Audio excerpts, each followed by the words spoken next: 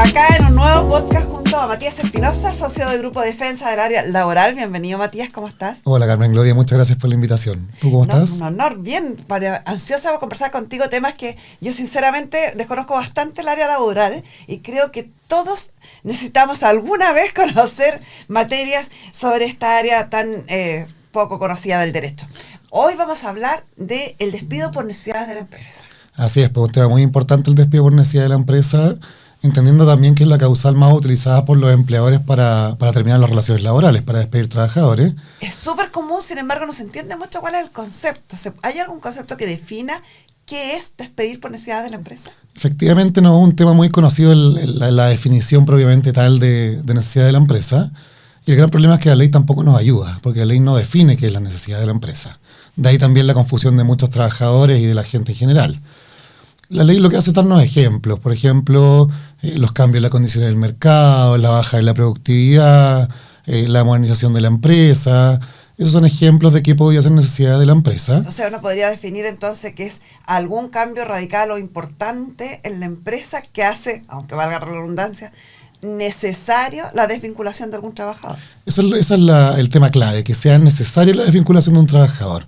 No que sea más conveniente, no que sea más barato, sino que tiene que ser necesaria la desvinculación del trabajador para, en definitiva, la subsistencia de la empresa. No cualquier problema en la economía, no cualquier baja en la productividad permite que yo despida a un trabajador por necesidad de la empresa, sino que tiene que ser de tal envergadura que me haga necesario y obligatorio como empresa el despedir al trabajador. ¿Y la empresa debe justificar aquello o simplemente porque lo que pasa en la práctica es que a uno le entregan el finiquito que dice desvinculación por necesidad de la empresa y punto? ¿Puedo yo como trabajador o necesita la empresa por ley explicar esa necesidad? Sí, efectivamente es obligatorio para la empresa el redactar una carta de despido y esa carta de despido, además de decir la causal que es necesidad de la empresa, tiene que indicar en qué se funda esta necesidad de la empresa, ¿no? ¿Por qué es necesario despedir a este trabajador? Y muchas empresas, porque no saben o porque no quieren explicar, simplemente señalan la causal y dicen algo genérico como vamos a reorganizar el área, por ejemplo. Pero no explican suficientemente el motivo que va detrás de la necesidad de la empresa. Y si eso fuera así, si no se ha explicado, ¿puede el trabajador recurrir a alguna instancia judicial para exigir que se la aclare?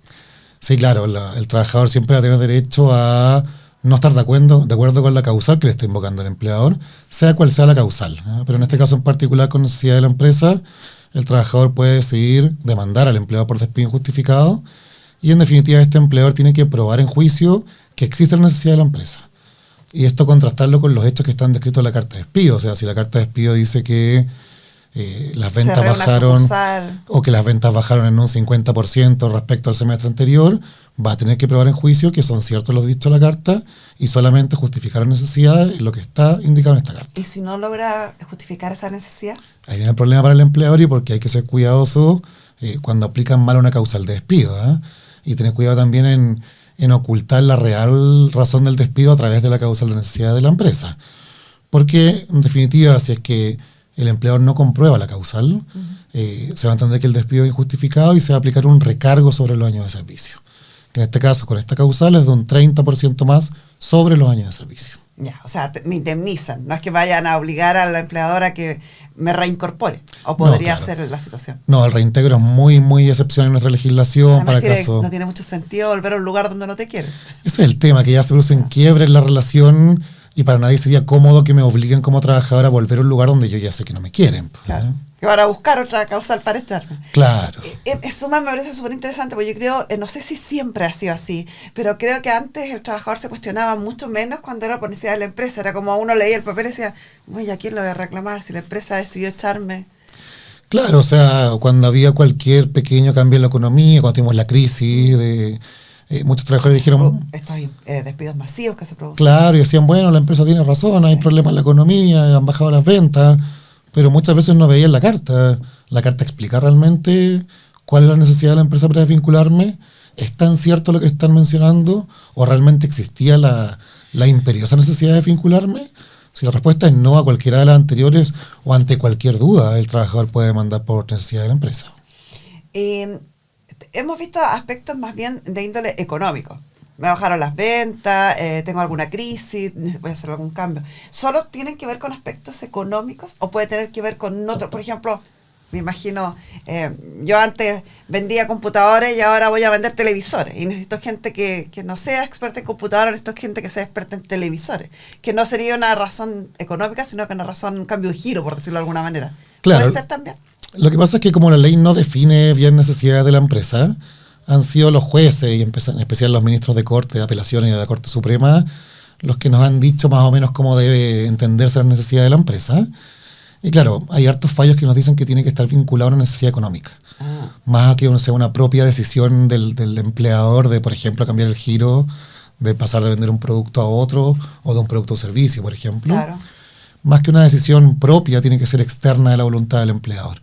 O sea que él se vio obligado a, en este caso, a despedir a un trabajador. Claro, no le quedó otra opción al empleador. Claro, no había más opciones, no es porque yo quise, no es porque yo quise abaratar costos, sino porque me veo en la obligación de o hago esto o la empresa se puede acabar. Ahora, ¿cuáles son los requisitos? Ya sabemos que tiene que justificarlo, pero la formalidad, ¿tiene que avisarse con algún tiempo determinado? ¿Tiene que ponerse en conocimiento del trabajador?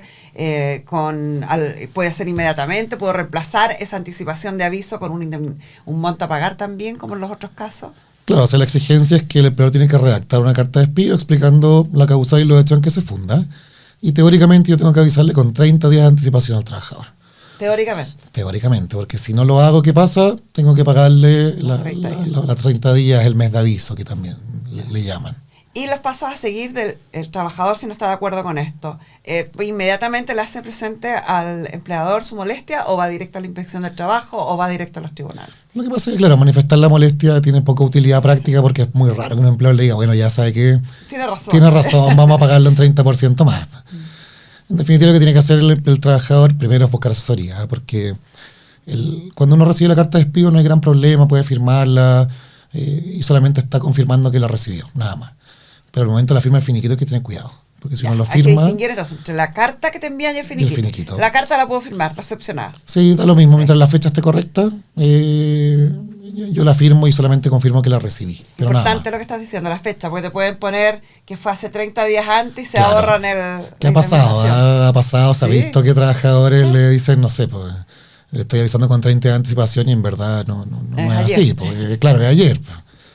Pero que con la carta en definitiva, si está bien la fecha, no hay problema. Ya. Con el finiquito no, hay que tener cuidado porque cuando uno firma el finiquito sin más, sin hacer nada, eventualmente se puede entender que renuncia a las acciones para demandar despido injustificado o no sé, alguna diferencia que le pueda corresponder por el finiquito. Ya. Sí, o sea, tengo que tener asesoría antes de ir a firmar el finiquito. Antes de firmar el finiquito. Una vez que me pasen el finiquito, ¿puedo tomarme el tiempo de decirle, sabes que necesito una copia para revisarlo con mi abogado, por ejemplo? Sí, pero no es tan usual. Generalmente depositan los finiquitos en notaría y el trabajador concurre a notaría o a la inspección del trabajo muchas veces y ahí hace la firma de este documento. Ahora, ¿para qué sirve esta asesoría antes de la firma del finiquito? Para redactar lo que se llama una reserva de acción y derechos. Que eso se escribe ahí mismo, ¿no? Claro, es un texto que yo estampo en todas las copias del finiquito y con eso yo puedo recibir las cantidades del finiquito y además demandar por todo lo que yo me reservé, por el despido justificado, por no pago de cotizaciones, por diferencia en los pagos, por lo que sea. ¿Y puede oponerse el empleador o darle instrucciones al notario para que se oponga, que tú no puedes escribir nada más, no reservarte nada para que te paguen el finiquito? Bueno, muy buena pregunta, porque antiguamente no estaba legislado, la reserva de derechos no era un tema que estuviera en la norma, en el Código del Trabajo. Y claro, ahí existía la duda de si se podía o no se podía, pero ahora que ya se reguló esto hace un par de años atrás, no hay duda de que el empleador no puede negarse a firmar los finiquitos con reserva y el notario mucho menos podría impedir que el trabajador lo haga. Ya. Entonces reiteremos aquello, en cualquier finiquito, aquí ya es más genérico, no estamos hablando solamente para el caso de necesidad de la empresa. Cualquier finiquito laboral, yo puedo como trabajador retirar mi finiquito, firmar mi finiquito, reservándome las acciones posteriores y tienen la obligación de pagarme lo que corresponda. Sí, claro, sin duda. El trabajador puede hacer la reserva de derechos para demandar, recibir las cantidades del finiquito y posteriormente demandar. Ahora, si el empleador no paga ese finiquito, eventualmente no solamente puedo cobrar el monto del finiquito propiamente tal, sino que un recargo que podría llegar hasta el 150% de algún año. 150%, muy bien. Así que ponerle ojo a los empleadores, no impedir firmar los finiquitos con reserva porque es un derecho del trabajador. Ya, me reservé los derechos. Con mi abogado te voy a ver y tú encontramos que hay razones para demandar. Tengo plazos para iniciar esas acciones judiciales, me imagino. Sí, y acá recordar que los plazos son cortos en laboral, lamentablemente. Tengo 60 días hábiles de la fecha de la desvinculación para demandar, al menos por el despido injustificado. Por algunas otras cosas tengo un poco más de plazo. Y este plazo se podría interrumpir si yo hago un reclamo del despido de la inspección. Pero sí, como les digo, son cortos estos plazos, así que siempre hay que buscar asesoría lo antes posible. La denuncia de la inspección puedo hacerla, pero no es imperativa, no es un requisito para poder demandar posteriormente, ¿o sí? Sí, no, el reclamo de la inspección va a ser obligatorio y que nos citen a un comparendo de conciliación solo cuando yo demando menos de 15 sueldos mínimos. Cuando yo demando menos de eso, tengo que hacer el reclamo, porque la ley me obliga, pero si yo demando más que eso, no va a ser necesario pasar por esta etapa de la inspección. O sea, 7,5 millones. Más o menos. Considerando que está 500. Claro. Ya, o sea, si demando más de eso, no estoy obligada a pasar por la inspección. Claro.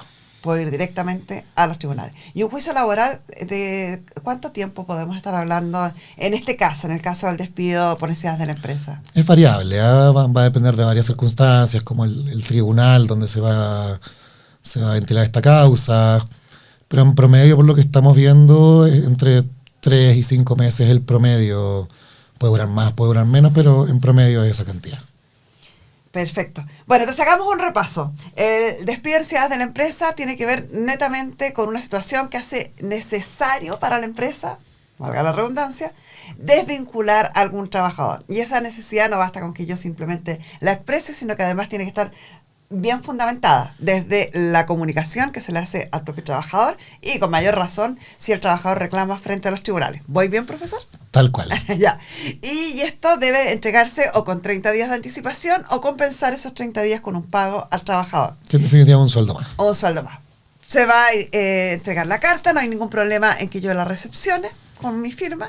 Sin embargo, a la firma del finiquito sí debo contar ya con asesoría que haya yo aclarado todas mis dudas, porque si es necesario debo reservar ahí las acciones para poder demandar. Se me olvidó una pregunta ahí. Si no reservé las acciones, si simplemente firmé el finiquito, después no hay nada que hacer.